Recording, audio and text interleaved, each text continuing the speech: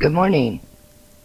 This is Chapter 6, Genes of Gregoria, dated June 15th, 1988. Dear Sasha, I was so enthralled by your letter that I was disappointed when it ended. If anyone should write a book about the war, it is you, from your perspective.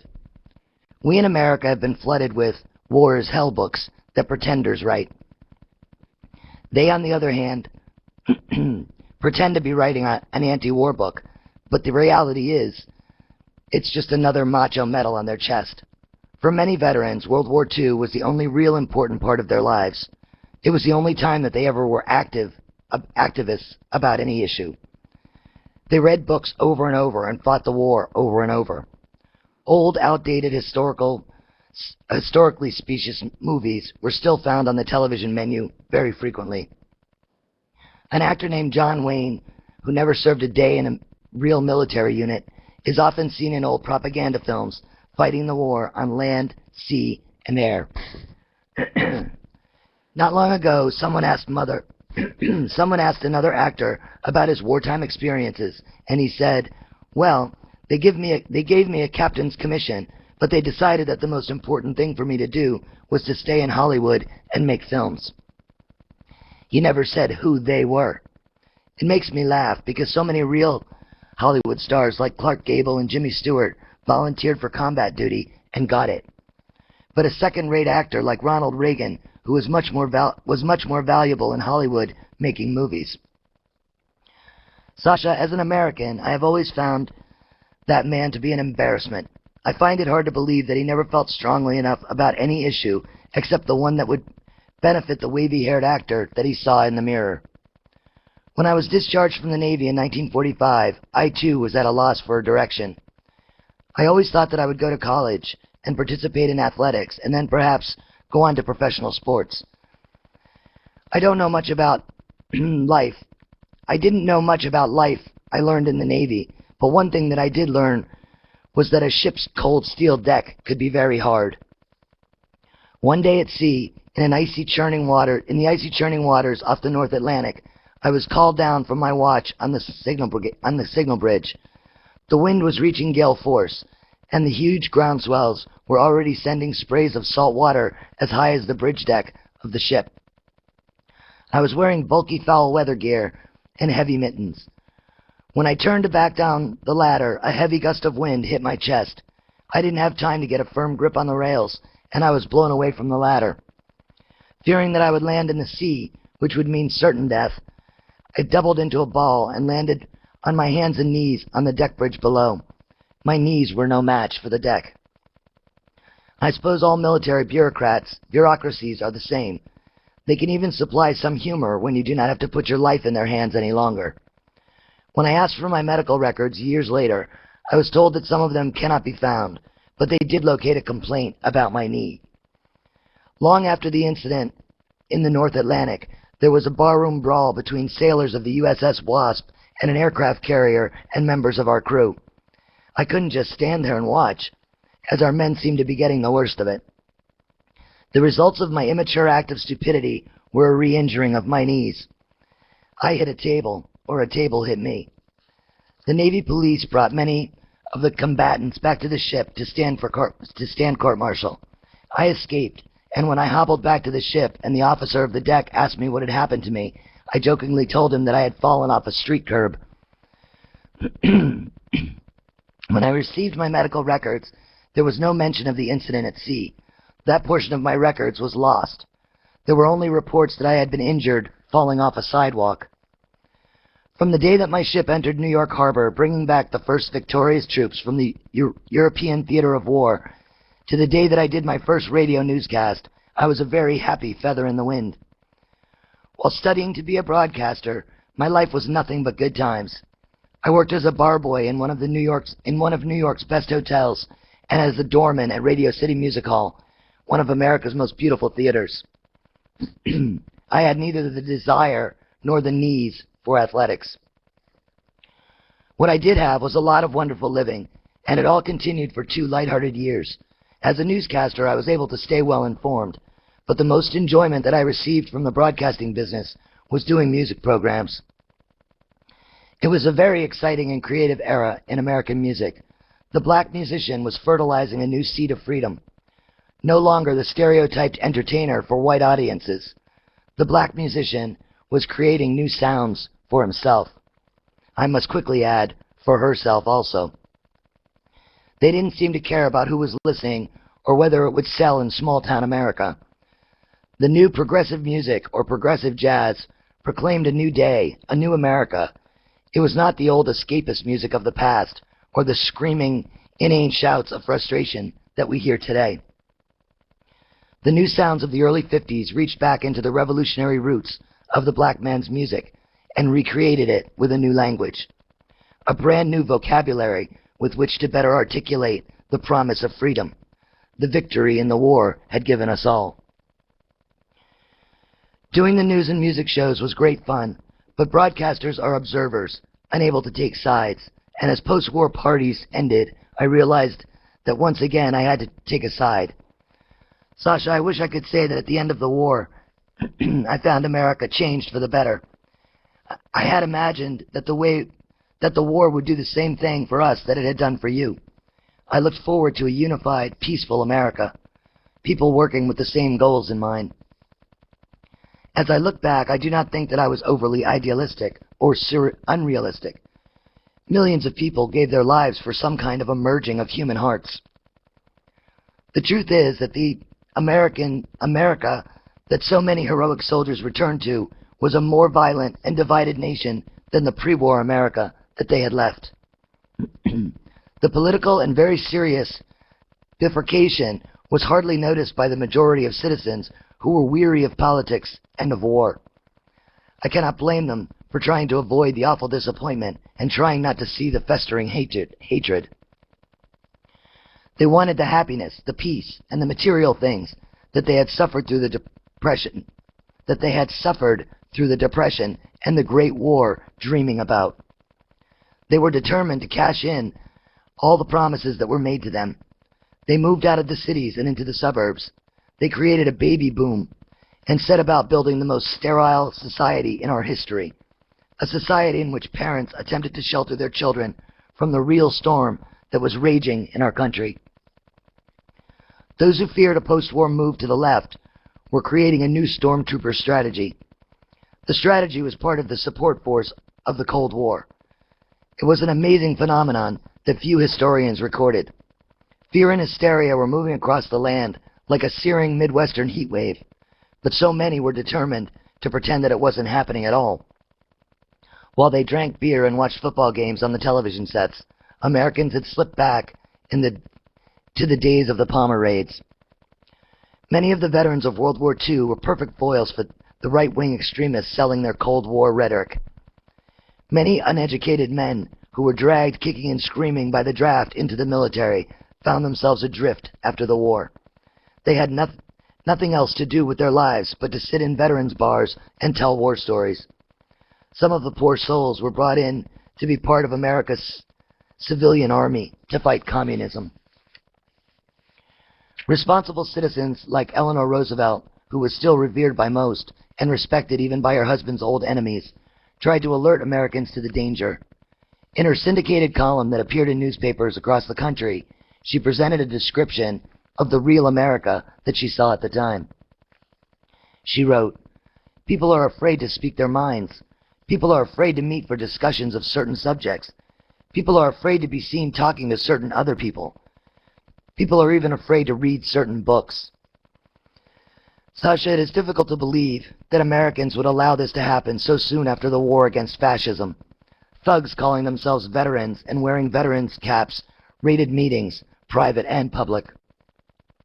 They destroyed property, beat people, and shouted down public speakers with torrents of obscenities and hatred.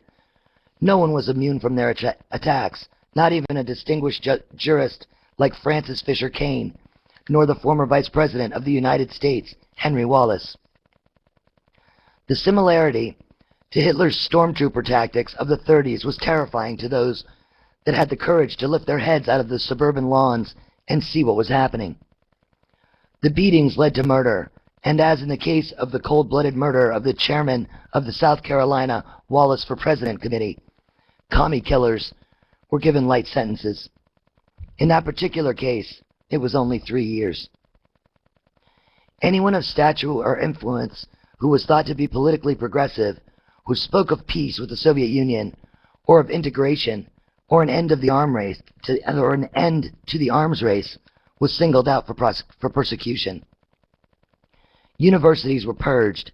If professors had belonged to any leftist group in their youth, they were fired. Appalled by all of this, 23 members of the Yale Law School faculty, a prestigious group of Americans, addressed a letter to the President of the United States. The letter warned the President that the consequences of the stormtrooper tactics. In part, the letter said, "A pattern of suppression is today evolving at the highest levels of the federal government."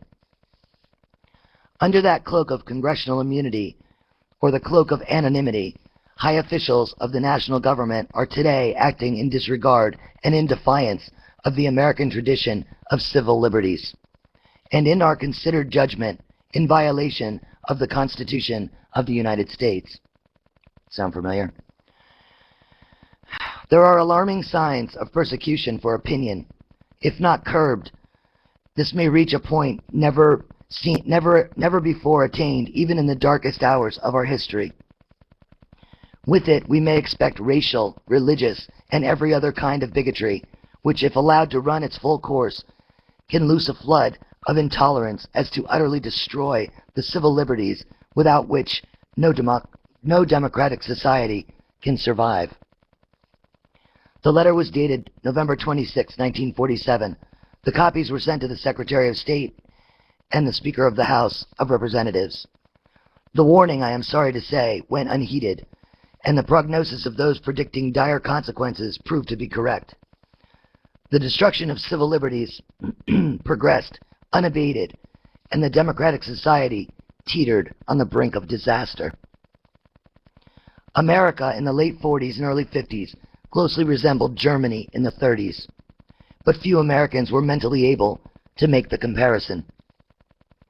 They were so deprived of a free thought process by the years of wartime propaganda and post-war anti-communist brainwashing by the media that they turned away almost entirely from reality. I know that it seems impossible that such a thing could happen so soon after the defeat of Hitlerism. I am sure that you must think that I am exaggerating, but Sasha, you would not think so if you were a witness to the horrible scene that took place in Peekskill, New York on September 7th, 1949, at the Hallowbrook Country Club. A benefit concert by the famed black singer Paul Robeson was scheduled. The proceeds were to go to the Harlem Civil Rights Congress. Harlem was an all-black section of New York City, and the Civil Rights Congress had already been listed on the Attorney General's list of subversive organizations. In 1949, civil rights was a subversive idea. One concert date had been canceled because of threats from the hoodlums, or as my father called them, fascist hooligans. At the second concert date, they carried out their threats. They blocked the roads and threw stones and smashed windows on the buses carrying those who had come to hear Robeson. The anti-communist monomania shattered the Constitution, while local and state police stood by and watched. Some police were even heard to be shouting anti-Semitic obscenities. This, my dear cousin, was President Truman's America from coast to coast after the war. In this hate-filled atmosphere, Henry Agard Wallace decided to become a candidate for President of the United States. Wallace was Secretary of Agriculture during the early years of the Roosevelt administration and became the Vice President during the most important years of our history. He was, as the saying goes, just one heartbeat away from becoming the President when our nation went to war in 1941. He was a man of stature and fine academic credentials, but I do not think that he was fully aware that America in 1948 was a country that had not only buried its Constitution, but had lost its very soul. The anti-communist insanity did not diminish during the war, as many of us thought. It was sad to see the disappointment in my father's eyes. The United States, his adopted country, and the Soviet Union, his homeland, had been allies. They had helped each other to defeat a common enemy. Roosevelt praised the Red Army. Hollywood made movies about the heroic partisan fighters, and of course we all saw the films of the rejoicing and embracing as the two armies met at the Elbe River in Torgau. John Truskoff found it hard to believe that it could all be forgotten so soon. The media gives and the media takes away, he said to me after the Peekskill fiasco. If you are going to discuss this with your students, Sasha, be sure to remind them that we are talking about America a half a century ago. As an American, it is difficult for me to relate how bad, how mindless, the self-appointed saviors of democracy became. Anyone, no matter how degenerate, no matter how awful their criminal record, was welcomed with open arms if they declared their opposition to communism. That included many Belarusian Nazi collaborators. The mass media had made that a requisite for full citizenship. You had to declare it in order to belong. I am again heartsick and ashamed to admit it, but even the butchers of Belarusia, the ones that your parents called the dogs, were welcomed here with open arms. They must have felt that their Hitler had risen again. They were smuggled into the country, and they enjoyed all the benefits and more of a U.S. citizenship. They were made comfortable in nice homes in South River, New Jersey. Hitlerites like Radislaw Ostrowski and Emanuel Jesuits, the darlings of the Eisengruppen, and Major Dmitry Asmanovich, the mayor of Smolensk under the Nazis, were living right near the Truskoff home. It is a good thing that John and Philip never knew.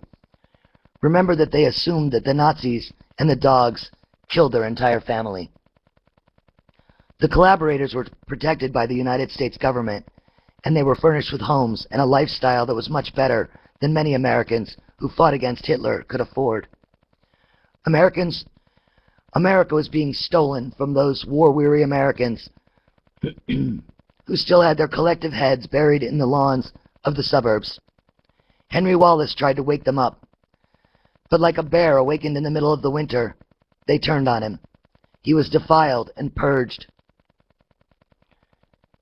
out of his own party because of his stand on civil rights and his ideas about coexisting with the Soviet Union. It was all very astounding. I suppose I should not be flip about it, but with the objectivity that history gives us, it all seems to be a ludicrous quirk in our maturing process.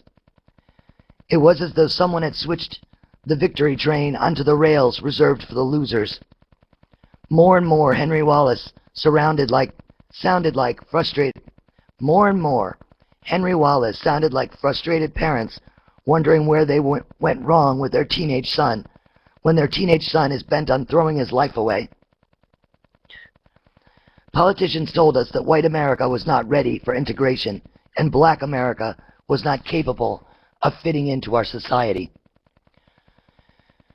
There was no one in a leadership position that was ready to put America back on the tracks. The South was still officially and legally segregated. The North was not legally segregated, but economically segregated, which amounted to the same thing. Harry Truman, the President of the United States, was not thought of as a man of high intellect, but rather a one-dimensional bureaucrat who at a press conference said, "Why doesn't Henry Wallace go back to Russia?" So that you might be able to cull something rational out of the statement, Sasha, I must tell you that Wallace once visited the Soviet Union to attend a conference on agriculture. Truman's thoughtless and outright stupid remark opened the gates for the thugs and the Ku Klux Klan to once again shout, "Go back to Russia," at every progressive or liberal speaker. I am sure that it gladdened the hearts of the Nazi collaborators living amongst us. The mass media, now feeling free to follow the lead of their president, revitalized their pre-war mentality and began to paint Wallace as a soft-headed communist. Another dubious service that the media performed at that time was to escalate the Cold War hysteria with wild, frightening stories such as the one that appeared in Time magazine, informing its readers that the Reds could attack us with nuclear bombs and disease-tipped bacterial weapons. That even got the suburbanites to lift their heads and blink. I look back at that time as one of the lowest points in our history, and the time when we came so very close to losing whatever claim we had to the title of democracy. Wallace campaign offices were raided across the country. Meetings continued to be ended by rock-throwing thugs. I had organized a street meeting in a small town in New Jersey. The meeting was held in the heart of the black community. A local black minister, surrounded by a small group of whites carrying an American flag, heckled me from the side of the street. The black minister shouted, "I know that man," pointing at me. "He is a communist." A black man in the audience shouted back, "Preacher, I'm from Georgia, and I know that if the Klan puts a rope around my neck, I ain't gonna ask the man who cuts me down what his politics are. Wallace is for civil rights, and that's what I gotta be for." The whites moved closer just as the police arrived. I pleaded with the people to just hold their ground and told them that as American citizens, they had the right to assemble and the right to speak out. But most of them walked away. They still had that powerless feeling in the face of authority. They felt that no matter what sacrifices they made, they could not change America. They had to wait 20 years for a courageous woman named Rosa Parks, who was just too damn sick and tired of it all and refused to give up her seat in the bus to a white man, as the race laws then required her to do. A short while after my first street meeting, a group of black war veterans tried to organize a march on Washington. Sasha, when I said that the armed forces were segregated, I didn't mean to imply that no American blacks saw combat duty during the war. They certainly did. But most of them were in segregated units. About 50 or 60 black veterans showed up wearing uniforms and service ribbons. They were prepared to march to the Capitol and demand their rights. They carried signs reminding America of the promise of Franklin Delano Roosevelt. When the police showed up, they informed the group that they could not march because they did not have a permit, and they could not get a permit because they presented a hazard to the traffic on the road. How many times did Martin Luther King hear that? But this is not the 60s, it was the 40s, and America was still in the 1800s. The black veterans dispersed and went home. You see, Sasha, a group of unhappy blacks did not present a very interesting story for the media in those days, and even though they were informed of the march, most editors didn't think that it was worth sending a reporter out to cover the event. There were no television cameras, and I cannot recall any reporters being there. The blacks of 1948 knew that the police could do whatever they wanted to when the media wasn't present. No one wanted to get beaten and sent to jail for nothing, so they all went home. I had to keep fighting back the tears on election night, November the 7th of 1948. My tears were not just of sadness, but of anger. I was angry because I knew that the press had done its job, as did the rock-throwing thugs. Their combined efforts resulted in Wallace getting only 1,137,967 votes. The most disheartening aspect of the night was the realization that a great majority of blacks had not even been registered to vote, and those that were either stayed home or had made the safe decision. Today, our ship has swung 180 degrees, but we have missed the mark, and we are having trouble bringing the ship back on course again.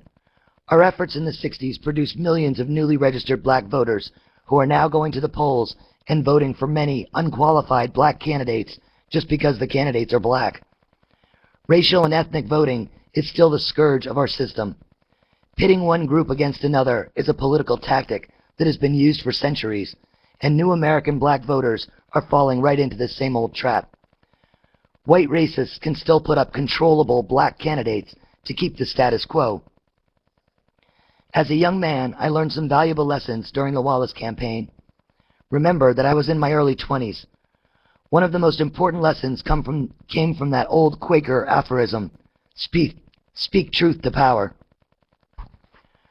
Quiet facts will knock out wild rhetoric every time, but only if they are presented from the same platform and reported by the unbiased press. By an unbiased press. As children, we are taught that what happened in Peekskill cannot happen in a free democracy. When it does happen, the lasting effects are immeasurable. The press is committed to a two-party system, and it will reject and destroy any person or group that dares to step out of that structure. What has happened since the Wallace campaign is that the press has actually melded the two parties into one political entity, as they themselves have melded into a monolithic, faceless, bottom-line business. Political party labels are used more to identify the person than the political philosophy. Today's candidates have learned from that Wallace experience that to deviate from the standard that the press has set up as a responsible position is to commit political suicide.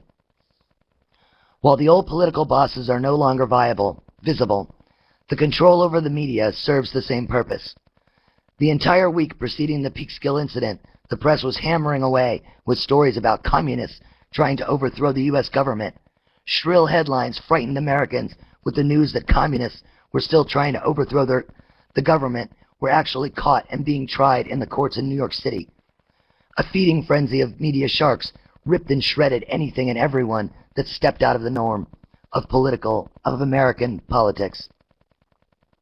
No one was going to try and speak truth to that kind of power, in that kind of atmosphere. Not Robeson, or even the former Vice President of the United States. It seemed that there was no antidote for what was poisoning this country. Fighting off my own depression, I decided to hide from it for a while like the rest of Americans, and immerse myself in the broadcast business. I was young, naive, and still clinging to my idealism. My thoughts were still honorable. I told myself that if I was good enough and I could build my own platform and put myself in a position of influence, my idealism and my naivete were permanently peeled away in May of 1950. On the last day of that month, I broadcast a wire service communique about the elections in South Korea. The reports were of little interest to most Americans. Many of them didn't know where Korea was and didn't care to know. I was interested because I had seen and read reports from congressmen who were warning Americans about the possibility of civil war in Korea. I remember my father talking about that part of the world and telling me that America was making a big mistake trying to force Chiang Kai-shek on the people of China, and similarly Syngri Rhee in Korea. President Truman was not a very popular man in our household, and I wanted to make sure that my father wasn't just carrying his dislike of the president and the president's foreign policy into an area that he was not well informed about. So I did my own research. At least I learned that the Democratic nationalists were the opposition forces to Syngmin Rhee. Because my father wanted to see Rhee defeated, I was happy to announce that the Democratic Nationalists had won a large majority in the new National Assembly of South Korea. The communiques that followed were frightening to anyone who was paying attention. The trouble was that few Americans were. I used the word frightening because more and more the word civil war were being used by members of Congress. The Truman-supported Rhee government was being toppled in a most democratic way, but as with Chiang Kai-shek, the King of Greece, the Shah of Iran, Batista, Somoza, Marcos, and all the others before and after, Rhee would need American financial and military help to stay in power. General Douglas MacArthur wasted no time in pledging that support. Keep in mind that the anti-red mania was still virulent in the U.S. indeed. It was eating its way into the school systems, churches, and local and state government chambers. The media, inhaling its own narcotic, drew from its new malevolence. On June 15, 1950, I was one of those new reporters who went on the air to announce that civil war has begun in Korea. That is what I read.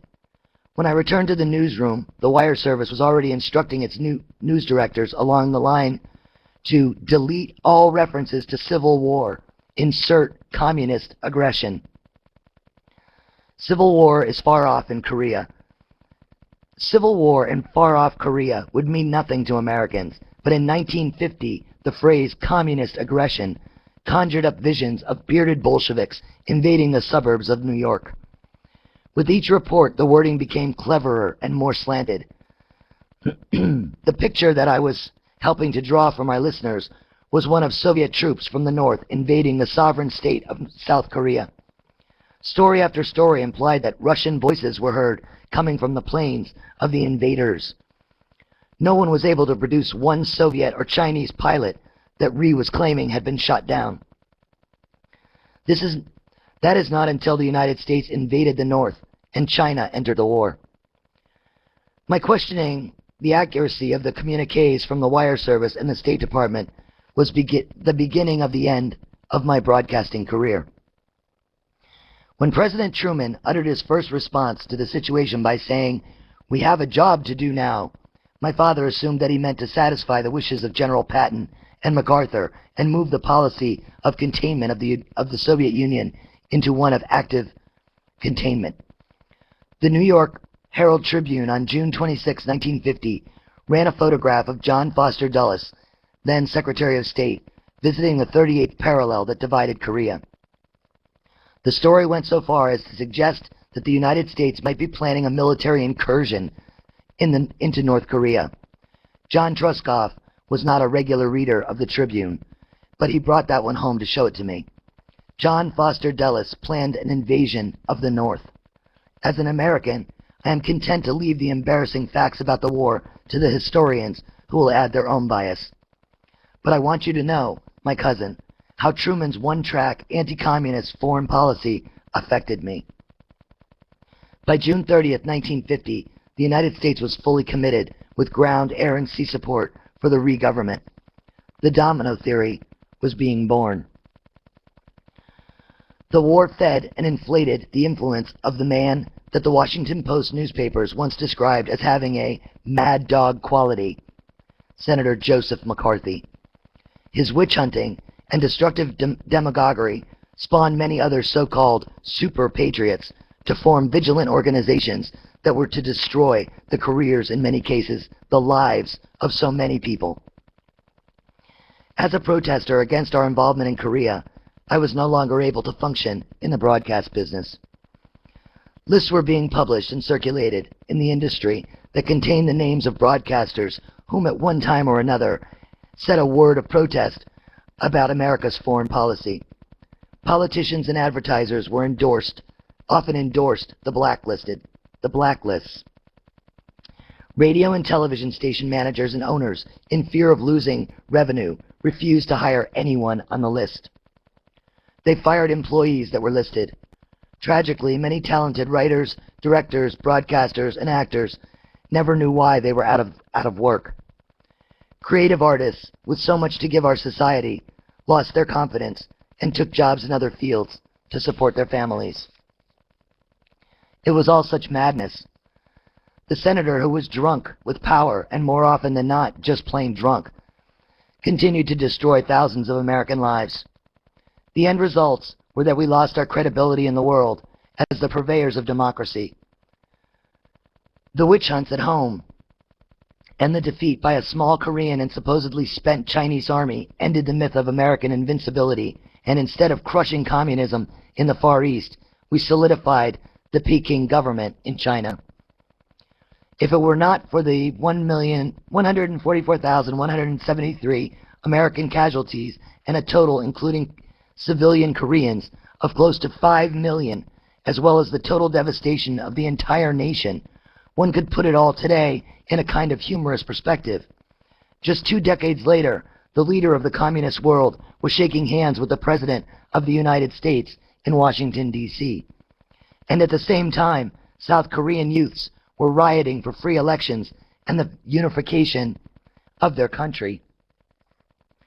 American foreign policy took on a life of its own, hooked on anti-communism as a drug addict gets hooked on cocaine. The self-destructive winds continued to spread the blaze, and before the wounds of Korea could heal, the fire had reached Vietnam. Sasha, I always felt sorry for the poor men that fought and died in Korea. Americans were still feeling the hangover from World War II. It was just 5 years since the war ended, and in the middle of unprecedented inflation and high unemployment, adult Americans were trying to put their lives back together. Unless it affected them personally, they turned the Korean War out of their minds. Even the print media, sensing that the public was tired of war news, soon began putting the Korean reports on page 3, and television filled the needs of Americans by supplying sporting events and comedies. The most difficult task for the media was to put the best face on America's first real military defeat. Korea was soon swept under the rug of history.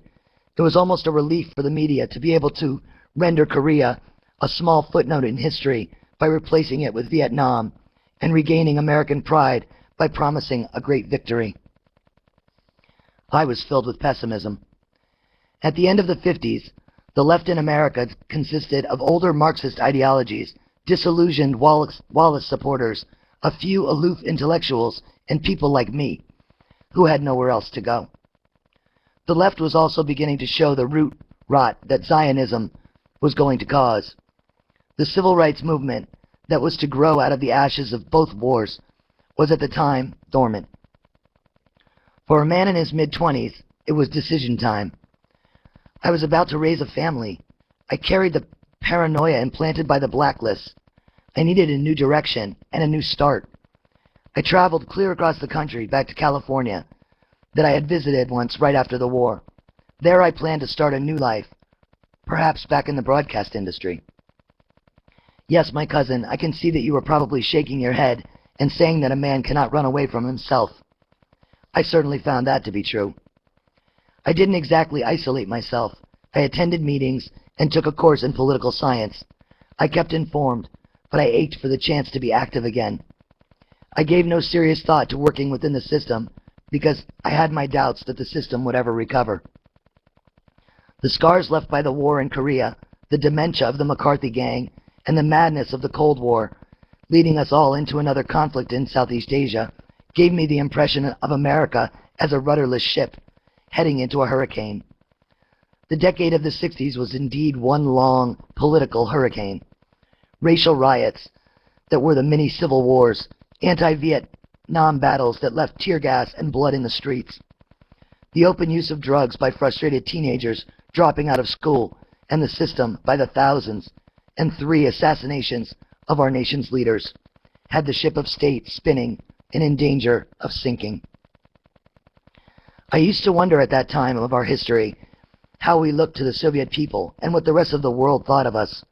I used to work that thought into my speeches and ask audiences how they thought we would sell democracy abroad and to the third world countries when black citizens of America can die on the battlefields of Vietnam, but were not allowed to vote in many states of the Union. By the mid-60s, I was once again beginning to believe that the dreams of the new Americans, like my grandmother, Rachel Kendall, and the liberal ideas of the radicals of the 30s and 40s, was now building into a tidal wave that was about to crash over the country, wiping out the old decaying structure. The question was, what would we replace it with? I was in my 30s and trying to support a family. It was a time that I would feel both physically and mentally drained at the end of each day. I was at war, and all of us fighting that war knew that there were no generals to lead us. Hell, to tell the truth, there were no sergeants. It was a war without any political direction. There were only a few in the Congress who gave their office to one side or the other. Dissecting issues became the method with which politicians could do their balancing act. One might be opposed to the war in Vietnam, but had to appease his constituents in a racist southern state, while another may be in favor of civil rights, but had to support the war industry that brought jobs to his state. Same shit, different day. Sorry. When I made my first anti-war speech to a small gathering at the local university, I felt kind of disappointed in myself. The talk was full of facts about Vietnamese history. It was during what we called the teach-in era. Ergo, told us that when we readers informed the non-readers, everything would change. I was not prepared to take any real risks. I already had 4 children, a nice home in the suburbs, and I was back in the broadcast business. I felt that I had to do something, but I fully intended to stay within the bounds of acceptable dissent. The truth was that those whom I saw as the enemy kept raising the level of intensity and I had to meet the challenge, just as Nadine said your hockey players would do. When I was arrested in Selma, Alabama, I decided that I had to join the fight or get off the battlefield. I joined. You know, Sasha, I must admit that through all of the marches, the speeches, the tear gas, and the arrests, I had a certain envy of the millions of Americans who simply ignored it all. They bought things for their homes and gave their children tennis lessons. They played golf, cut the grass on their green lawns, and unless they had to send a son to die in Vietnam, they seemed quite happy. One day, I believe it was in 1967, I attended a Quaker-sponsored conference in Toronto, Canada, and in a moment of weakness, I complained about being exhausted and depressed. A young playwright who helped to form the Students for a Democratic Society on many college campuses smiled up at me. No one in their right mind wants to be in a revolution, he said. There are much more pleasant ways of living. People with large egos and fertile brains who find themselves outside the mainstream of political thinking do not always become revolutionaries for intellectual reasons. Sometimes it's just another form of escapism, and sometimes it's just the battle that we love. Sasha, that frightened me, and I worried about it for some time, and then I realized that it didn't matter. As long as I was convinced that my position on the subjects were being fought over, as long as I was convinced about my position on the subjects that were being fought over at the time. Excuse me. Confrontation was the daily way of life, and yes, I did thrive on it. It is important to point out that I wasn't drafted. I made a purely intellectual decision, and so it was for most of the white people who were actively involved in the struggle for human rights and justice during that decade. That is what made the 60s a special time in our history. It was the first attempt at a middle-class revolution. The problem was that there was no leader who could funnel the three different revolts going on at the same time into one political direction. When Dr. King finally decided to accept that role, he was assassinated. I am certain that King would have grown into a national leader who might have brought about significant change not only in race relations in America, but in a new vision of international relations and foreign policy. Then again, that is why I believe he was assassinated.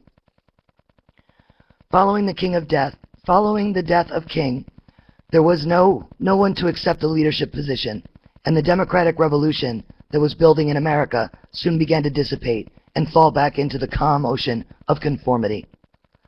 It is ironic that the civil rights revolution really crashed on the rocks of greed. One power struggle after another left those who wanted to keep civil rights a single issue, building little power bases of their own. They were soon washed away. The overall accomplishments were gigantic in individual cases, but minimal in the large economic picture. Traveling through the slums of America, one is hard-pressed to see any gains at all. An overlooked but very important part of the fragmentized activities of that decade was the youth rebellion, which often is incorrectly incorporated with the others. The poor, confused children of the World War II veterans could not cope with their schizophrenia brought on by trying to project their adulthood into the separate Americas. Somehow their parents in the suburbs were a world apart from their contemporaries and of what they were doing and saying in the streets and in the cities. I tried to bring the two worlds together for my own children, but they withdrew with millions of others into their own world and away from reality. 16 and 17-year-old boys were forced to make decisions about politics and the war, which they were not prepared to make. I suppose you could say that about every young man in every war, but when the nation is so divided on the subject, it makes it twice as difficult. At age 18, they faced the draft and the military that they were asked to give their lives for, something that many of their contemporaries opposed. It was the first time that Americans stood up to the media and actually faced the propagandists down. Many facing jail terms chose instead to leave the country. My dear cousin, I hope that you and your students will see what I try to do in this letter. It is an attempt to present a psychogenic picture of the confused but courageous young people of that era. The explosion of the 60s was more than just a backlash to the political conservatism of the 50s. It was more than just a rebellion against the parental structure. It was an infusion of political passion into youthful minds that was never received by so many before. Staid politics became a victim of the mass media obscurantism, the hypocrisy of the political leaders, and the obvious dishonesty. The Gulf of Tonkin Resolution contributed to the lack of faith in the new system, and the largest generation gap in our history was created. The young Americans that emerged from the post-World War II baby boom was a surprise even to their parents. This was a new breed of rebel. They were different from the young Communist League members of the 20s and 30s. They were different from the hungry young people who fought the labor wars. They were very different from their depression-raised parents who fought in the Great War and in Korea. They were, for the most part, apolitical in the normal concept of politics. Again, sound familiar? They were not as materialistic as their parents were, nor were they nationalistic. They struggled to make America and the world a better place, but their specific goals were murky. Their tactics were high-powered scattershot. Above all, they sought the elusive land of love. They had seen 3 major wars in their young lives, and they were sick of hatred. They pushed and pulled each other in this direction and that. Some were seeking perestroika in America. They wanted permanent structural changes, while others simply tried to escape from reality. I am sad to say that they achieved very few of the goals that they were after, and most climbed back into the safe world of conformity and became the yuppies of today, interested only in material gathering. They tried so hard to tell their parents that there was something wrong with America, but without political direction, they had no way of articulating it. One disorganized attempt was made to capture the Democratic Party by anti-war activists who chose Senator Eugene McCarthy as their standard bearer. It was too little too late. On August 28, 1968, hundreds of demonstrators were beaten and arrested at the Chicago conventions of the Democratic Party. That brutal show of power crushed the will of those seeking to use the system to bring about the change that they wanted. I am sure that most Americans who were actively involved in the turmoil of the 60s will tell you that it was the most exciting, challenging, rewarding, and emotionally draining period of their lives. It was for me. The greatest achievement was the ending of legal segregation. The biggest failure was letting the momentum die. In my book about the civil rights movement, I described a day when I visited my young black friend, a comrade from the days when we both marched with Martin Luther King's army through the states of Alabama and Mississippi. Leroy needed my help. I found him in a state hospital suffering from mental fatigue. He was heavily sedated and kept talking about the civil rights movement. On the way home, I had to stop the car and wipe away my tears. There was no movement. The movement had died with Dr. King. The structure stands. Black America watches as the new black elite seek to join the power structure. Most of the so-called minority people watch from the watch from the heart of the slums that seem to get worse with each passing day. I do not mean to sound too pessimistic. There are some positive signs, and the struggle does go on. I look forward to your next letter and close with love from all of us here to you, Luba, and the family. Love, your cousin Dave. Thank you very much, and I will see you next time. Bye.